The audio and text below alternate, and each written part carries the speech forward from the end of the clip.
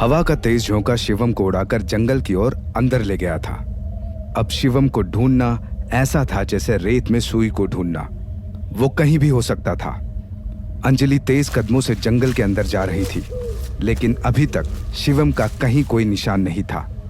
शिवम भाई, कहाँ हैं आप?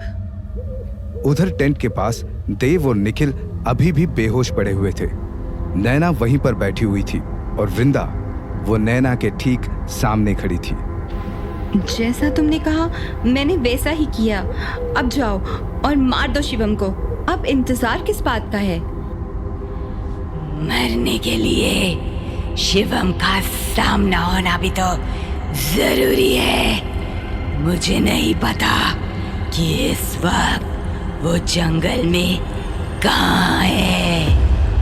ये सुनकर नैना हैरानी से वृंदा को देखती रही, फिर कुछ सोचते हुए धीरे से बोली, तो क्या इस जंगल में सच में बुरी आत्माएं रहती हैं? क्या शिवम को वो आत्माएं उठा कर ले गई है? हाँ, तुझे क्या लगा कि मैं अंजलि के साथ हंसी ठिठोली कर रही थी? ये जंगल सच में खून की प्यासी आत्माओं से भरा है और उन सब की एक रानी भी है। अब वही शिवम को मारेगी। तभी नैना अपनी जगह से उठी और घबराते हुए बोली, वो आत्माएं शिवम के बाद हमें भी तो मार सकती हैं। वो देव को मार सकती हैं। अगर देव को कुछ हो गया तो? देव की फिक्र तू मत कर। मेरे होते हुए कुछ नहीं होगा देव को। तू बस अपनी फिक्र कर। कहीं वो आत्माएं अपना अगला शिकार तुझे ना बना ले।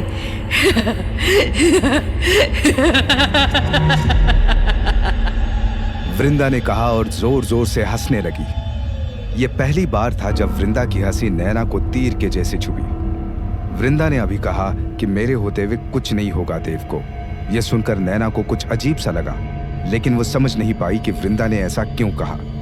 लेकिन एक बात नैना अच्छी तरह से समझ चुकी थी कि वृंदा सिर्फ उसका इस्तेमाल कर रही है। अपने फायदे के लिए वो उसे भी मार सकती है।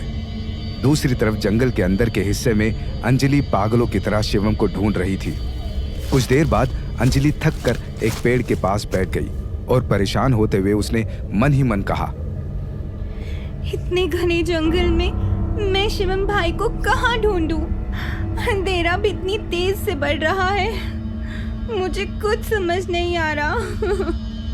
प्लीज कोई रास्ता दिखाओ भगवान।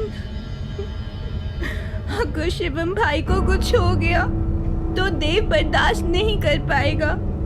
वो शिवम भाई से बहुत प्यार करता है। वो पता नहीं क्या कर बैठेगा। अचानक ही अंजलि के कानों में एक भारी सी आवाज पड़ी।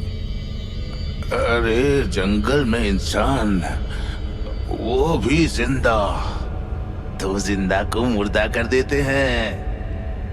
नहीं, तुम ऐसा कुछ नहीं करोगे। अरे मैं मजाक कर रहा था, आप तो सीरियस हो जाते हैं। सेंस ऑफ ह्यूमर नाम की भी कोई चीज होती है। हाँ, देखा था तुम्हारा सेंस ऑफ ह्यूमर, उसी के चक्कर में मारे गए हम दोनों। ये सब सुनते ही अंजलि पेड़ के पास से उठ गई। उसने चारों तरफ देखा, लेकिन वहां कोई नहीं था। तभी अंजलि घबराते हुए बोली, कौन है यहाँ? अंजलि ने जैसे ये सवाल किया, दो भूत उसके सामने प्रकट हो गए। इनमें से एक बूढ़ा था और एक भूत अंजलि की उम्र का ही था। बूढ़े भूत की एक आंख नहीं थी। वो अंजलि के करीब आया और अपने भारी आवाज में बोला, यहाँ से चली जाओ लड़की, सूरज डूब चुका है। ये जगह अब इंसानों के लिए नहीं है।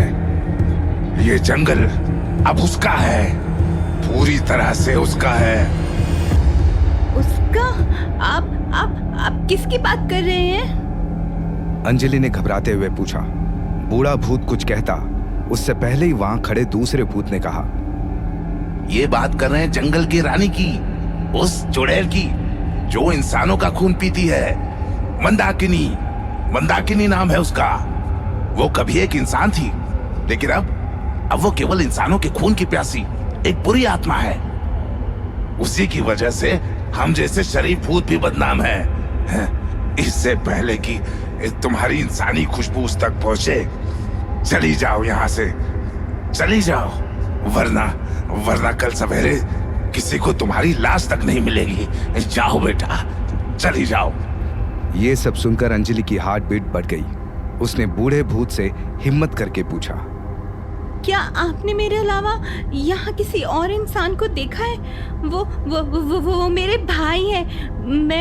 मैं उन्हीं को ढूंढते हुए यहाँ तक आई हूँ। हवा का एक तेज झोंका उन्हें उड़ाकर इस तरफ कहीं ले आया था। क्या? हवा का एक तेज झोंका?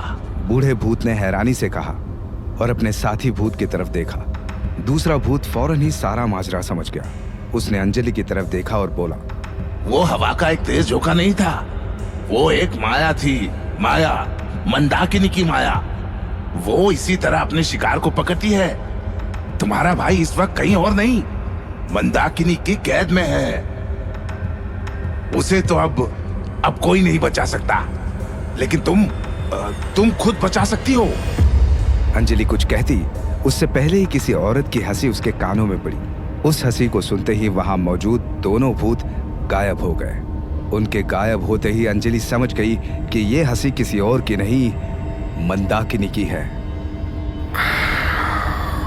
एक के बाद दूसरा शिकार।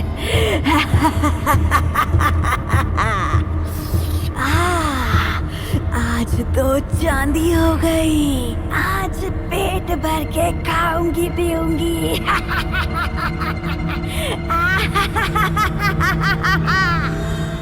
मंदाकिनी के कहे शब्द सुनते ही अंजलि ने हिम्मत करते हुए कहा, ये तुम ही हो ना मंदाकिनी? देखो, तुम चाहे तो मुझे अपने साथ ले जाओ, लेकिन शिवम भाई को छोड़ दो, उन्हें जाने दो। जाने दो? हाँ? अपने शिकार को जाने दो? मुझे पागल समझा है क्या? मैं इंसान नहीं हूँ जिसे तू मोल भाव कर रही है। मंदाकिनी हूँ मैं, मंदाकिनी। हाँ? इस जंगल की रानी हूँ मैं। सूरज डूबने के बाद यहाँ वही होता है जो मैं चाहती हूँ, और मैं यहाँ चाहती हूँ कि उस लड़के का खून पीने के बाद मैं तेरा लहू पीऊं। तो बोल लड़के, क्या अपनी मौत देखने के लिए तू तैयार है? अंजलि कुछ कहती कि तभी हवा का एक झोंका आया और अंजलि को उड़ाकर अपने साथ ले गया। अंजलि बेहोश हो गई थी। कुछ देर बाद जब उसे होश आया तो उसने देखा कि वो एक पेड़ से बंधी हुई है। अगले ही पल अंजलि की नजर अपनी बाईं तरफ गई। उसने जो देखा वो देखकर उसकी आंखें फटी की फटी रह गई। शिवम भी एक पेड़ से बंधा हुआ था और मंदाकिनी वो शिवम के गर्दन पर अपने नोकीले दांत गड़ाकर उसका खून पी रही थी।